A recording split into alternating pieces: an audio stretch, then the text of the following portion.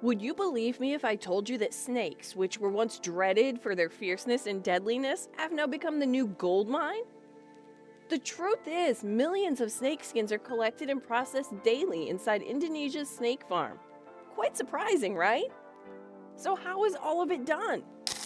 Many Indonesian farms source snakes from both captive breeding and controlled wild collection. Government data shows that Indonesia exports over 400,000 python skins every year. Most of these snakes come from regulated routes approved by conservation authorities. Here's how it works. Workers first identify the species, with the most common skins coming from reticulated pythons and short-tailed pythons. These species are chosen for their large size and durable patterns. Strict checks ensure no protected species enters the system.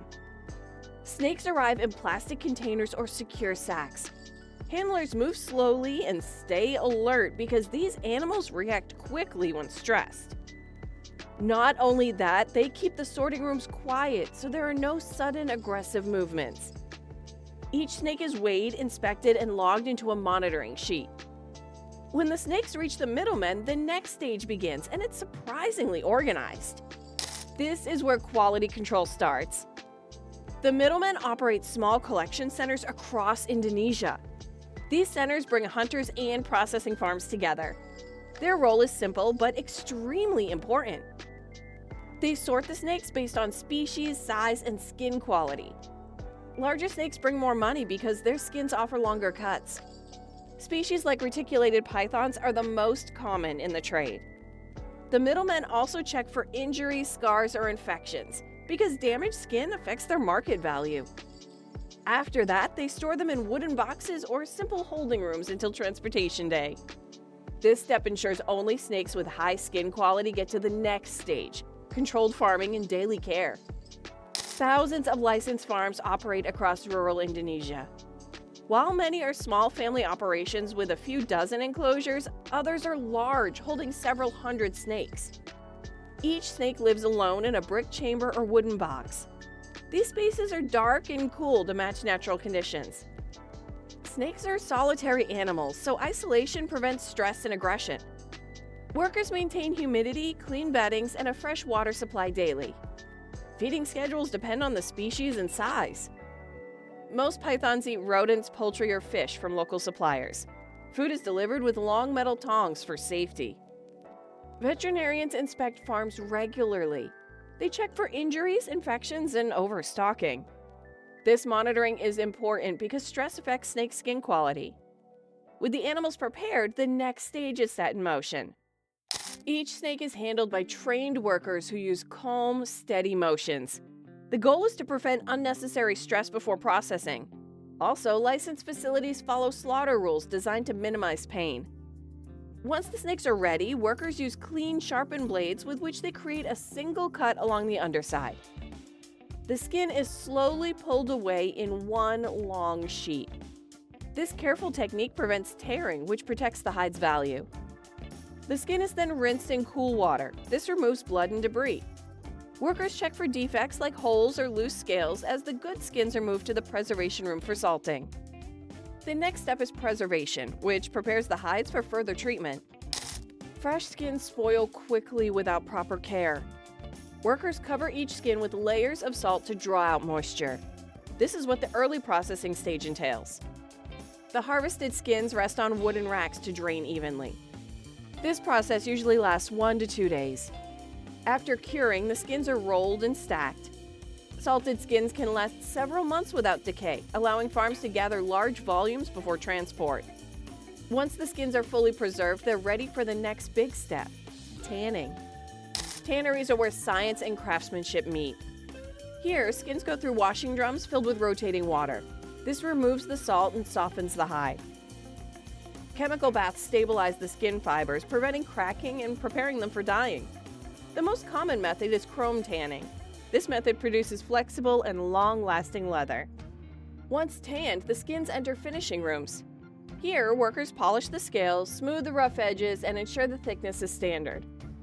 Some skins remain natural, while others receive striking colors. Fashion brands order specific patterns, shades, and gloss levels. Indonesia exports these finished skins to Europe, China, and the United States. Global luxury brands use them for handbags, belts, shoes, and watch straps, with varying prices that widely depend on size and quality. But before the skins reach designers, the industry passes through another stage. Indonesia works closely with conservation groups and export agencies. Every skin must carry documentation proving its legal origin. These papers track species type, farm location, and harvest date. The Convention on International Trade in Endangered Species monitors exports. Their guidelines control quotas for each region. This helps prevent overharvesting and protects wild populations. Buyers abroad demand high transparency. A missing document can block an entire shipment. This pushes farms to follow strict rules and stable practices. Now let's explore the economic force behind the system. Snakeskin exports generate millions of dollars each year. Rural families rely heavily on this income. Many villages operate small snake units behind their homes. Each good quality python skin can sell for $50 to $150. Tanneries pay higher rates for large, clean skins. Processed leather sells for far more on international markets. The industry employs over 100,000 workers across farming, tanning, and transportation. Jobs include feeding, cleaning, skinning, salting, grading, tanning, and exporting. This labor helps communities with limited alternatives. But the system still faces tough questions. Snakes are wild predators, not traditional livestock. Many experts debate whether large-scale farming respects nature. Supporters say farming reduces illegal hunting, while captive snakes ease pressure on wild populations. Though regulated farms offer better control and monitoring, critics worry about overcrowding and poor sanitation in unlicensed operations. They also fear overharvesting by collectors seeking quick profits. But balanced regulation is essential for long-term stability.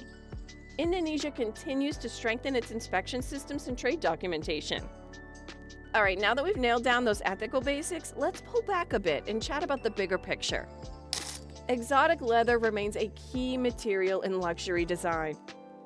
Python scales create patterns that machines can't replicate, and even brands value their natural shine and unique texture. And demand rises and falls with fashion cycles. But increased pressure for ethical sourcing pushes brands to seek legal farms, and Indonesia's regulated trade is a perfect fit for this demand. Indonesia's snakeskin trade reveals a world shaped by skill, science, and old traditions. Millions of skins move from farms to fashion houses each year. Would you support strict regulated snake farming if it protects wild populations? Leave your thoughts in the comment section. If you enjoyed this deep dive, don't forget to like, subscribe, and share the video.